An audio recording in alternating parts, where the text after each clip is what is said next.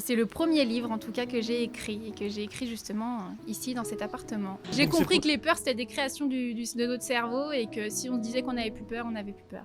Ça marche tout le temps? Vous avez une passion pour la littérature? J'ai une passion et depuis que je suis toute petite, j'ai toujours lu.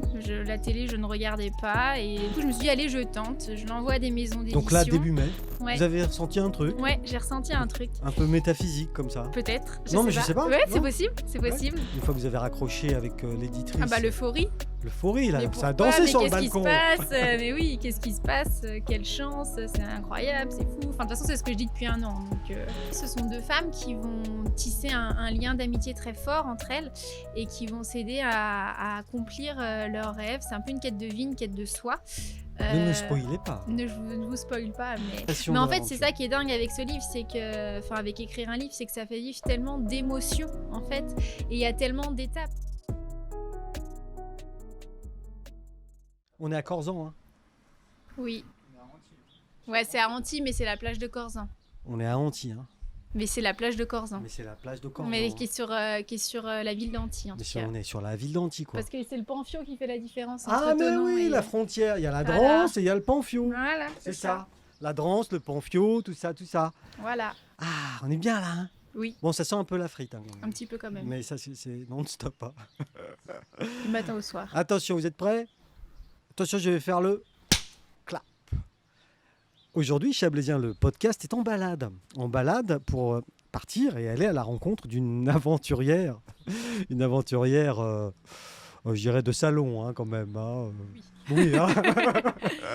Nous sommes à Antibes, donc. Oui, Sur la plage de Corzan, et je le disais en préambule, ça sent un peu la frite parce que nous sommes au-dessus d'un restaurant qui fait le fameux filet de perche accompagné de ses succulentes frites. C'est ça? Aujourd'hui, les pieds dans l'eau. Au pied dans l'eau, c'est ça.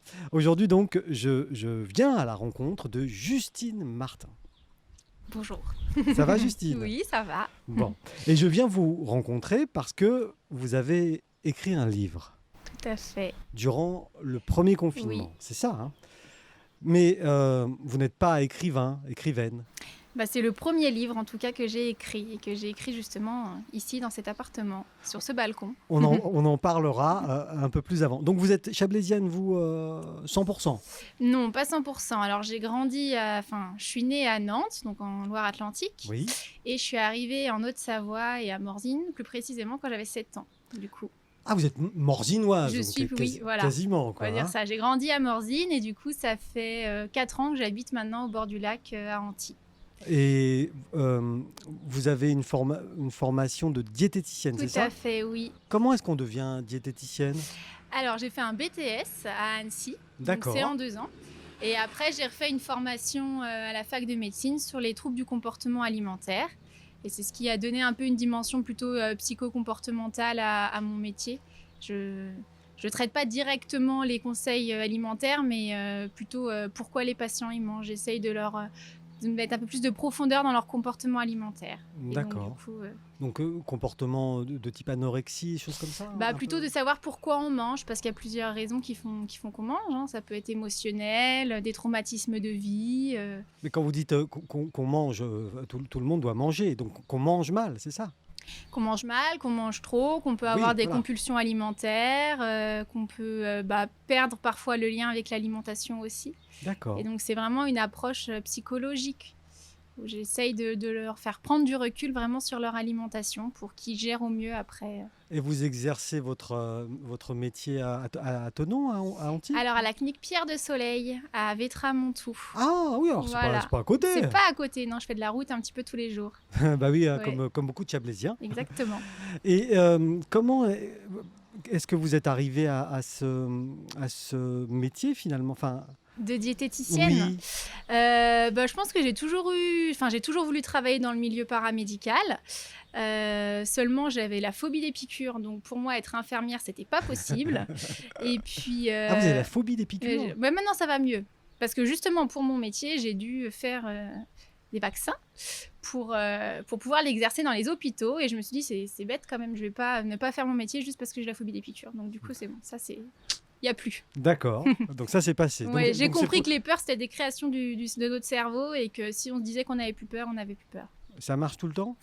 Bon, en tout cas, pour moi, ça a marché pour les piqûres. Parce Après, que, je sais pas. parce que moi, j'ai peur des jeunes femmes à lunettes de soleil. Ah mince, faut que je les enlève, c'est pour ça. Non, non, pas du tout. Et du coup, vous aviez fait un bac de quel genre? Non, c'est juste pour C'est bien dans la comprendre. santé sociale, Oui, d'accord. à Voilà. Thonon. Donc ça, c'est un bac plutôt... Paramédical, ouais, voilà. orienté sur la Ok. biologie, ouais, totalement. Donc c'est un métier, j'imagine, passionnant quand même.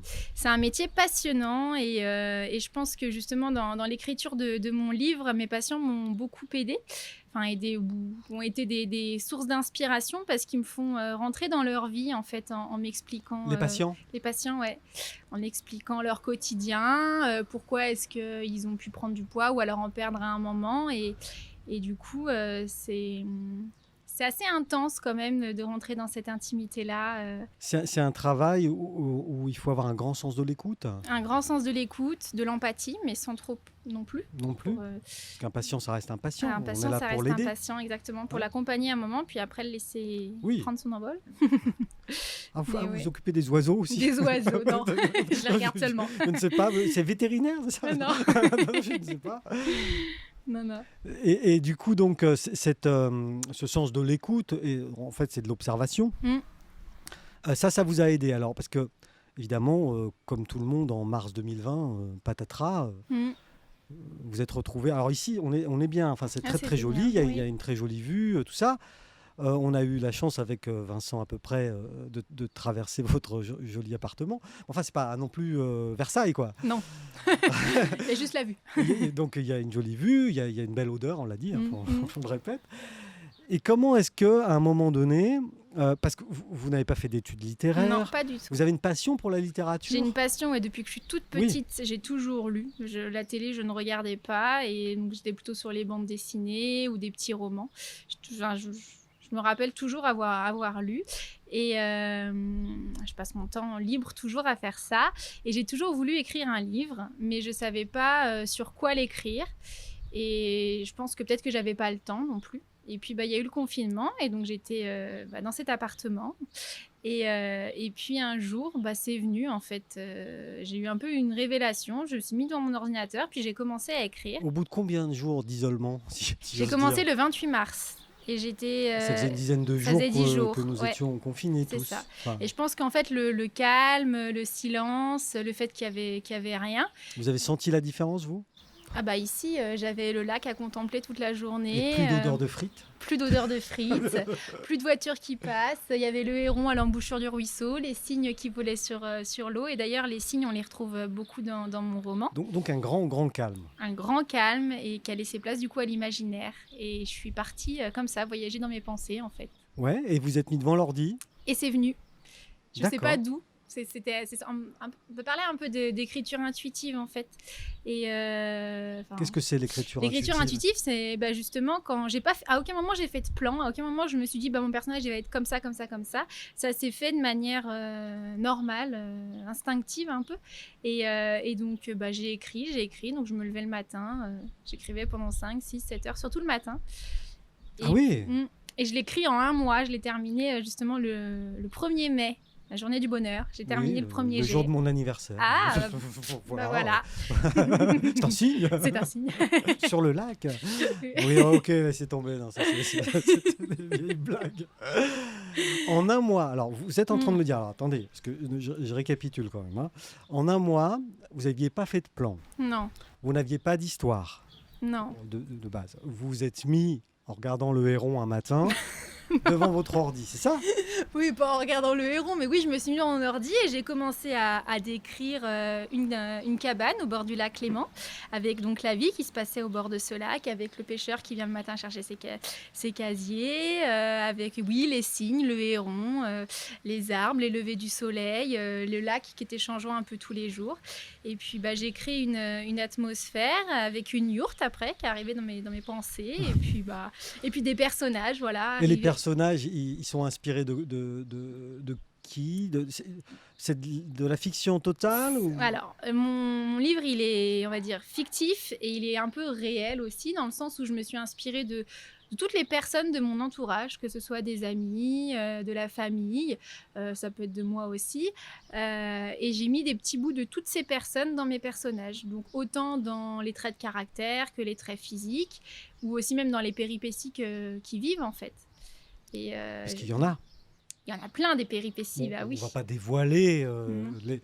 mais donc les personnages principaux, je crois hein, avoir compris qu'il s'agissait de Zoé. Il y a Ah non, Zoé, c'est Capucine le personnage principal. Ouais. comme ma fille. C'est vrai? Mais oui. Mais non, c'est incroyable. Mais si.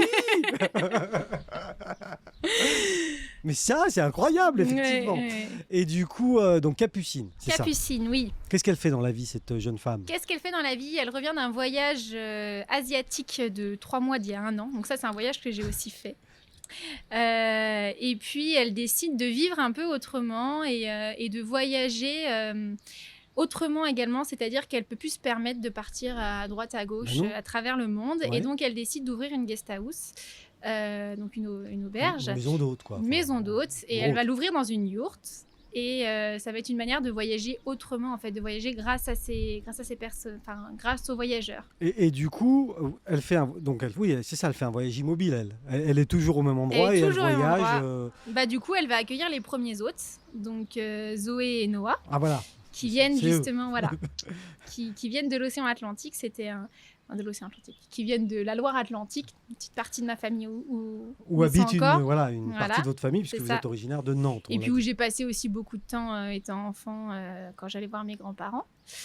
Et puis du coup ils arrivent ici et il va y avoir un lien, déjà une révélation pour eux, pour les montagnes chablaisiennes, pour le lac Léman, parce que Capucine va leur faire découvrir toutes les activités de notre Elle est région. sympa, cette Capucine. Elle est ouais. sympa, Elle dans me le plaît, moi. partage, Ouais. dans la joie. Oui. Oui. En plus, on l'imagine jolie. Forcément, Capucine, ça peut être que Bah. joli. hein.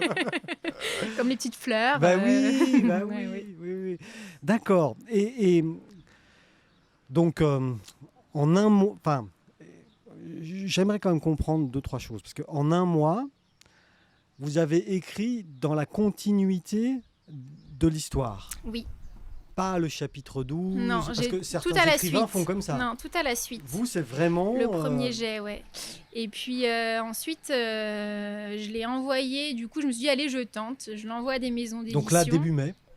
Non, mi-mai à peu près. Oui. Parce qu'il y avait quand même des petits préparatifs à faire D'accord. avant d'envoyer. Notamment, rédiger une synopsis qui, je crois, était l'exercice le plus compliqué de tout mon livre. C'est là où en fait. on résume le livre. C'est réussir quoi. à faire passer sur une page le style du livre, Mhm. les péripéties, les personnages et leurs traits de caractère, mais sans dévoiler la fin, c'est vraiment un exercice assez compliqué. D'accord, donc là, ça vous a demandé 15 jours, en gros. Voilà, hein. exactement. Un mois pour le livre qui fait 300 pages. 314 pages. 304, ouais. mais écrit gros. Hein. Non, Bon, non, ça non, va. Hein. je vous taquine. Écrit gros, oui. Tout hein, le monde pourra lire. Police 18, C'est ça. voilà, des trucs un peu gros. Donc, un mois pour écrire le livre, quasiment une quinzaine de jours pour écrire un feuillet sur le livre. quoi. En 15 jours, il n'y a pas eu que ça. non, hein, mais... non, j'imagine, vous avez fait les courses, le ménage, enfin, tout ça. Puis il fallait surtout chercher les maisons d'édition qui correspondent à la ligne éditoriale aussi. Et vous avez, parce que, comment ça, il y a des lignes éditoriales Eh ben oui, par maison d'édition? Je vais pas envoyer mon livre à une maison d'édition qui édite des romans policiers, alors que moi, c'était quelque chose qu'on appelle le feel good, en fait, un roman qui fait du bien. D'accord. Donc, fallait trouver ces maisons d'édition-là. Donc là, aujourd'hui, dans Google, je tape maison d'édition Feel Good et je trouve... Bah non, c'est un peu compliqué. Moi, j'ai regardé déjà tous les livres qu'il y a dans ma bibliothèque. J'ai listé toutes les maisons d'édition Ouais. parce que forcément, c'est... quand on lit, je pense que dans le style d'écriture, on retransmet aussi notre style de lecture. Forcément, oui. Donc, oui. donc du coup, ça correspondait un petit peu au livre que j'avais écrit. Et puis, je me suis aussi beaucoup inspirée. Je regardais sur Instagram, il y a plein de blogueuses en fait littéraires qui dévoilaient du coup des petits résumés aussi, des informations. Donc, je me suis beaucoup renseignée comme ça. Et puis, je me suis dit, allez, je tente. Et j'en ai envoyé à une dizaine. Et puis, Caplume, donc la maison d'édition avec Caplume, qui... ouais. C'est mignon. C'est Ouais, feel good comme nom. C'est feel good. J'ai eu une drôle d'intuition quand je lui ai envoyé. Je me suis dit, j'aimerais vraiment que ce soit cette maison d'édition. Oui. Ouais. Vous avez ressenti un truc, Ouais, j'ai ressenti un truc. un peu métaphysique comme ça. Peut-être. Non, mais je sais pas. Ouais, Non. c'est possible. C'est possible. Bah, en tout cas, avec mon éditrice, on a fait un très très joli travail et on est sur la même longueur d'onde. On est bien connectés toutes les deux. Et alors, quand vous dites que votre éditrice a fait un joli travail, vous lui avez livré un produit, alors excusez-moi, hein, quelque chose de brut, Mhm. qui Oui. sortait de votre Qui imaginaire était du coup totalement, pas vraiment travaillé. made in anti, Mhm. Made in- Made in Anti. plage de Corzan, Oui. ok. Plage de Corzan certified, comme Voilà. on dit. Et quel travail on fait avec un éditeur quand on est une jeune écrivain? Et bah, d'abord, il est passé au comité de lecture. Donc, le comité de lecture m'a renvoyé des chapitres à réécrire, des péripéties à rajouter, des traits de caractère de personnages à rajouter, à remoduler, mettre plus de profondeur, enfin vraiment modifier le fond, en fait. Donc ça, c'est un travail que j'ai fait du coup le 10 juin, elle m'a appelée, elle m'a dit, écoute, voilà. Donc, alors attendez, on reprend la chronologie parce que c'est intéressant. Ouais. Hein. Le 27 mars, 28 mars, je commence. ouais, 1er 28 mai, je mars, termine. bon, disons que le 27 mars, vous allez vous Oui. coucher, et le 28 mars, vous vous réveillez, Voilà. et vous commencez. Et je me dis, allez, Le j'écris. 1er mai, bon, bah, ça, je m'en souviens, parce que Voilà, c'est voilà. votre anniversaire. Exactement. Vous terminez le bouquin, Oui, pour vous, c'est terminé. Vous cherchez un peu sur les réseaux sociaux, un peu dans vos connaissances de lecture, etc., des maisons d'édition capables d'éditer. qui sont dans la même ligne éditoriale. Oui, voilà. Mm. Et donc là, on est autour du 15 mai, et donc Mhm. quasiment moins d'un mois après, Caplume vous M'appelle. rappelle. Ouais.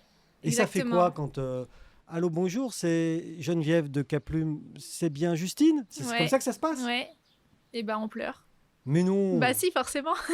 Devant Justine, devant. Au téléphone, pas tout de suite, mais Ouais. on est resté directement 1 heure au téléphone. En plus, il y a directement eu vraiment un bon feeling. Et c'est pour ça que je suis partie avec elle, parce que j'ai eu d'autres réponses positives. Ah, vous avez eu plusieurs réponses Ouais, positives. Ouais. Donc c'est que ce livre doit être bien en fait. Je sais pas, mais en tout cas, Non, parce que j'espère. je l'ai pas lu. Il est sorti il y a quoi, 2 jours. J'ai pas encore eu le temps de le lire. Voilà, c'est Ah. pour bientôt. C'est pour. Ben oui, on va le lire avec Vincent. Hein, Vincent, tu le diras? D'accord. Oui. Ok, très bien. Et du coup, donc là, il y a ce moment d'émotion. Enfin, là, tout de suite, j'imagine, une fois que vous avez raccroché avec l'éditrice. L'euphorie. L'euphorie, là, Mais ça a pourquoi? dansé Mais sur le qu'est-ce qui se balcon. passe? Mais oui, qu'est-ce qui se passe? Quelle chance, c'est incroyable, c'est fou. Enfin, de toute façon, c'est ce que je dis depuis 1 an. Donc, Ouais.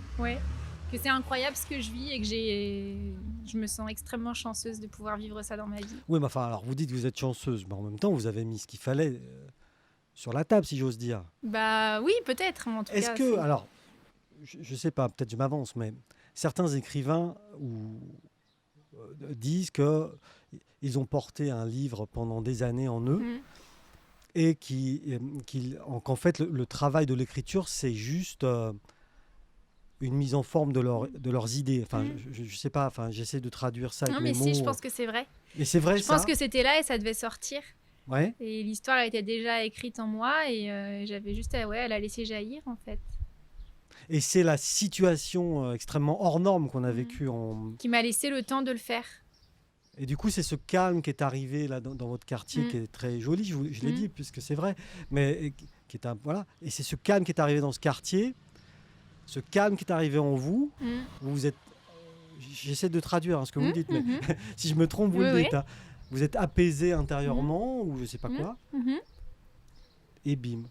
Et oui. Et j'ai écrit et je me réveillais parfois la nuit avec des idées à me dire allez hop, ça faut que je le dise. Je me mettais sur mon balcon, je sais pas, je voyais. Enfin, tout m'inspirait un peu, le vol d'un oiseau, une petite feuille. Ah ouais, bien. Perché un peu là. Ah oui, vous étiez seul. Il n'y avait pas beaucoup de bruit, enfin autour et tout ça. Ouais, Donc, c'est vrai. Et du coup, tout vous nourrissait, quoi. Oui. Vous étiez un peu habité pendant cette période-là ou pas? Alors oui, clairement, j'étais. Vous avez côtoyé des gens pendant cette période ou pas? Oui. Non, mais je sais pas, parce que chacun a vécu cette période un peu différemment. Donc, Mais vous étiez habité par ça, quoi. Bah, c'est surtout que je vivais avec mes personnages, en fait, j'ai l'impression aussi. C'est Vous leur parliez. Ouais, non, mais Mais c'est bête, mais on fait la vaisselle ou on va faire les courses, avec il y a une Capucine. idée, voilà, il y a une idée qui arrive, ah oui, je vais rajouter ça, ah oui, je vais faire ça. Donc du coup, j'avais toujours mon petit carnet et puis j'écrivais ce que je voulais modifier. Je me faisais des petites notes vocales aussi sur mon téléphone pour pas oublier. Enfin, dès que l'inspiration était là, j'essayais de la allô, saisir. Justine, c'est Justine. Ouais, c'est bon, faut écrire ça là. Oui, sans arrêt, habité, Ouais. au sens noble du terme, c'est-à-dire complètement concentré sur mon ce livre, projet créatif. sur quoi. l'imagination. Ouais. Mhm. Et donc, l'écriture, le mode focus complet. Comment vous êtes sorti de la phase d'écriture ? À quel moment vous êtes dit, ça y est, c'est bon, mon histoire, elle est bouclée ? Avant la lecture de l'éditeur, avant tout ça, vous-même, en tant qu'écrivain, Mhm. puisqu'on peut le C'est dire une maintenant, bonne question. il y a votre livre là qui est sur la table, Oui. donc je peux vous appeler écrivain, vous êtes un écrivain. Bah, peut-être, je pense. Bah Oui. si, il y a le bouquin qui est là. Donc, Oui. comment vous en êtes sorti de ça ?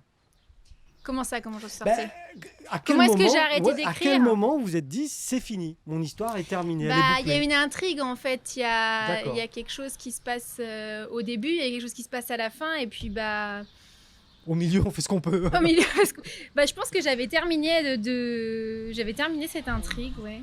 Mais vous l'avez senti, vous. Vous avez dit, ça y est, mon histoire est bouclée. J'avais dit ce que j'avais à dire et les personnages avaient vécu ce qu'ils avaient à vivre et c'était terminé. Et vous, émotionnellement, c'est comment quand ça s'arrête ? Bah, en fait, j'ai l'impression que ça s'est vraiment arrêté il y a un mois. Quand j'ai terminé la relecture éditoriale avec Julie, donc mon éditrice.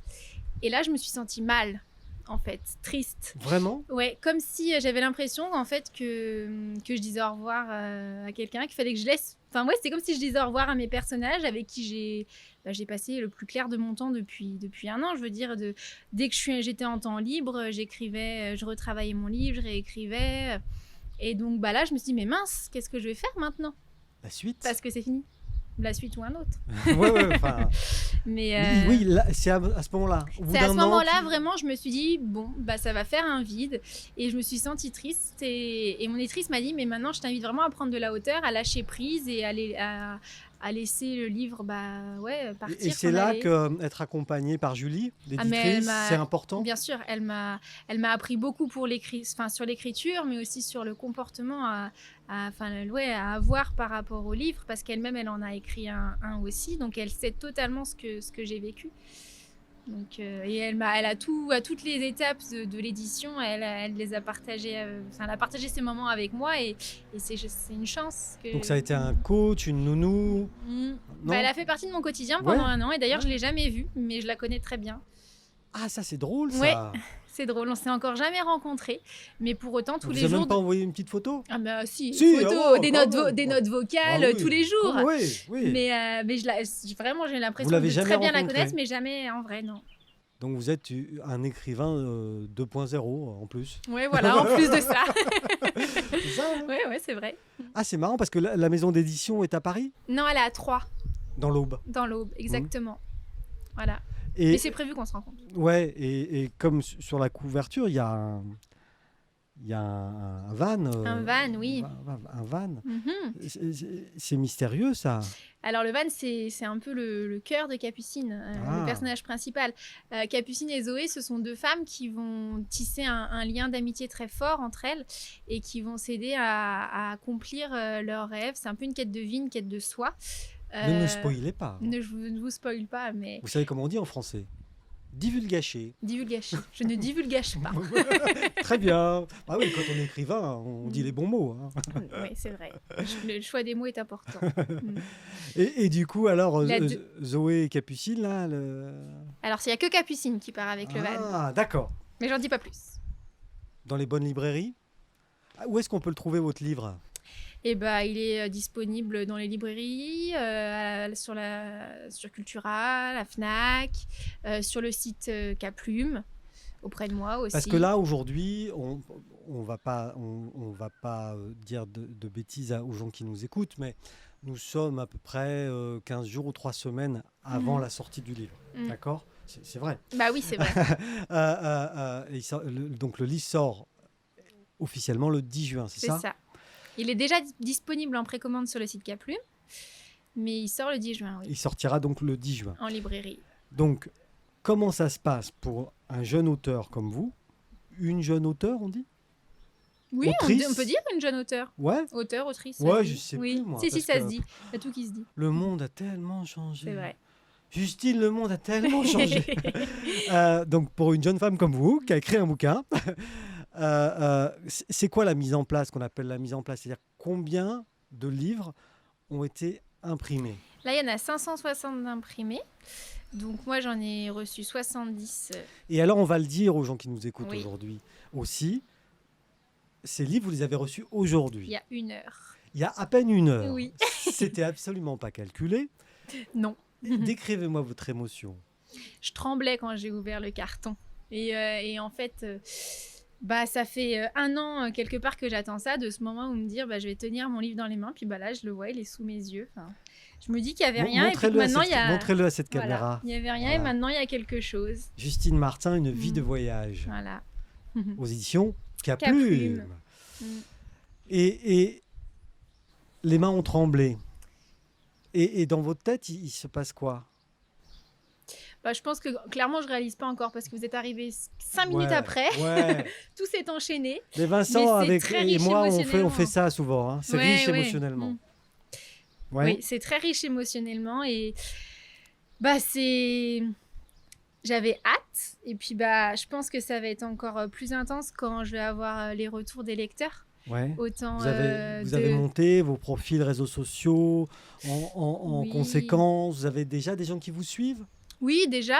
Oui, oui. Et Après, qui- sur le site de Caplume aussi. Ouais. Mm. Et donc là, bon, j'ai bien compris. Enfin, vous l'avez dit, hein, il y a une espèce de petite mort, enfin entre guillemets, puisque c'est une aventure qui se termine pour vous. Au moment Oui. où le livre sort, il y a cette émotion. Je pense tout que c'est ça, pas mais- une mort, c'est pas une aventure. Non. C'est une autre étape commence.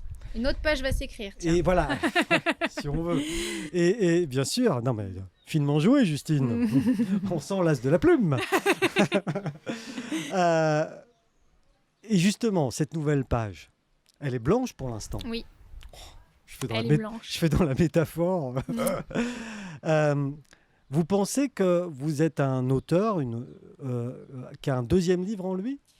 En tout cas, j'ai déjà des idées. J'ai déjà Oui. prévu de le commencer. Par rapport au premier, vous pensez que l'expérience du premier, ça peut vous servir pour écrire un Totalement. deuxième livre? Totalement. Surtout dans tout ce qui est... par mon premier roman, au début, quand je l'ai envoyé, il n'y avait que le fond, en fait. Il n'y avait pas la forme, on va dire. Il y avait la forme, mais pas autant que... quand je vois mon livre, au début, quand je l'ai envoyé à Caplume, et maintenant, comment il a énormément changé. Parce qu'effectivement, il y a le comité de lecture qui m'avait donné donc, des choses à directives. modifier, donc que j'ai réécrit, reformulé. Et après, il y a eu tout... Et si vous n'aviez pas fait les modifs, vous aviez fait la petite tête de cochon en Mhm. disant non, mon livre est comme... Il vous aurait pas édité? Après... Non, je sais pas, c'est une question. Non, il m'aurait pas édité, mais c'est surtout que j'avais besoin de ses conseils parce qu'il était pas C'était pas prêt, abouti. quoi. C'était pas abouti. En tout cas, pas autant que ce qu'il est maintenant. Là, Donc- l'écriture, et d'ailleurs, j'ai vu que mon écriture changeait parce que quand j'ai fait la relecture éditoriale, et c'est-à-dire que je reprenais chapitre par chapitre, ligne par ligne, mot par mot, virgule par virgule, pour tout remodifier. Oui, c'est vraiment un travail de fourmi, C'est un comme elle dit Julie. sacerdoce, ça. Ouais. Et quand je voyais ce que j'avais écrit, je me disais, mais oh là là, comment j'ai pu écrire ça? J'avais vraiment Oui. une idée critique de ce que j'avais pu écrire l'année dernière, et puis que je réécrivais Donc autrement. finalement, la relecture, ça a été quasi une réécriture, pas 100%, mais... Dans la forme, oui. Ah oui. Dans le choix des mots, des pronoms, des adjectifs. Et ça vous a pris combien de temps? Et on l'a commencé au mois de décembre et on l'a terminé fin avril. Ah oui, d'accord. Il y a Donc 36 chapitres. vous avez eu un accord de principe de Julie, c'est ça? Mais on l'a fait ensemble, en fait. Non, mais vous avez en juin l'année dernière, Oui, en juin donc 2020. Oui. Et donc l'accord de principe, ok, on va voir. Vous avez reçu les modifications en c'est décembre. ça. Non. J'ai reçu les premières modifications du comité de lecture, du coup, en juillet. Ouais. Ah Donc, oui. de juillet à octobre, j'ai vraiment réécrit. D'accord, ouais. Rajouter des chapitres, vraiment plus de profondeur au personnage. Et puis après, en décembre, on a vraiment commencé le travail de forme, c'est-à-dire Mhm. la formulation, en fait. Travailler oui, les oui, phrases, oui. jouer Ah avec ouais, les mots. ah ouais. C'était plus de la création, c'était de retravailler les phrases. De la mise en scène, quoi. Non, Ouais. du montage. Du travail d'écriture pur et dur, On en pourrait fait. dire, si on était cinéaste, vous Du avez montage, remonté, ouais, voilà, c'est vous avez ça. refait votre... Voilà. C'est ça, mais c'était plus de la création. D'accord. Mm. Et du coup, c'est comme un travail de chien. Parce que... Oui, c'est un grand travail, mais c'était que du plaisir, que de la joie, en Oui. fait. Il y a quand même un côté glamour à être écrivain. C'est-à-dire Un glamour. petit côté un peu glamour dans le sens poésie, dans le bien sens, sûr. dans le sens artiste, dans le sens voilà, parce que vous m'avez expliqué, enfin peut-être j'ai pas bien compris, mais je pense que oui, qu'il y a une espèce d'euphorie au moment où vous écrivez, une espèce vous êtes habité, tout ça. Mais après là, on est quand même dans quelque chose de plus technique. Oui. Sur la réécriture. La réécriture, oui, c'est un peu donc peu c'est moins glamour finalement. C'est moins glamour que l'écriture. Le départ. Que la création. Que la création. Mais en fait, c'est ça qui est dingue avec ce livre, c'est que, avec écrire un livre, c'est que ça fait vivre tellement d'émotions, en fait. Et il y a tellement d'étapes. Ne serait-ce que quand on a parlé de la couverture, par exemple, quand j'ai choisi des citations, les titres des chapitres, quand elle a mis les premiers posts pour me présenter. Vraiment, il y a l'écriture, mais il y a tout ce qu'il y a à côté et c'est tellement vaste, tout ce que ça peut faire vivre. Vous aviez imaginé de vivre ça un jour ? Non, jamais. Parce que vous avez comme dit au tout début que écrire, c'était quelque chose qui vous intéressait. Ben oui. Mais je pensais pas. Alors par contre, je me rappelle que quand j'étais jeune, jeune, parce que quand j'étais plus jeune, quand j'avais, on va dire, entre 10 et 12 ans. Oui, donc plus jeune. Ma mère m'avait dit que je voulais être écrivain. Bon. Bon. Bah vous l'êtes. Bah peut-être. Bah si. Alors moi, je vous souhaite beaucoup de courage pour le deuxième. Oui. Petite piste. Non, parce que je pense que ça peut. Je laisse infuser en moi et. C'est comme le matcha, ça. Voilà, c'est comme le thé matcha, exactement. Il faut laisser infuser. En tout cas, je vous remercie de nous avoir accueillis ici sur votre terrasse. Et avec grand plaisir. Je rappelle le livre, Une vie de voyage, donc par Justine Martin, disponible le 10 juin sur Internet, les plateformes de vente en ligne, mais aussi évidemment en librairie. Tout à fait. J'imagine à Thonon-les-Bains. À Thonon, à Morzine. À Morzine, évidemment. Ah oui. Vous avez une séance de dédicace prévue à Morzine ? Pas encore. Dans votre village quasi natal ? Oui, quasi natal. Et puis il y a beaucoup de passages qui se passent à Morzine aussi dans le livre. Bah oui, en parapente, en rafting, Ouh. en randonnée. Oh mon Dieu. Oh mon Dieu. J'ai hâte. Merci beaucoup. Avec grand plaisir, merci à vous. Au revoir. Au revoir.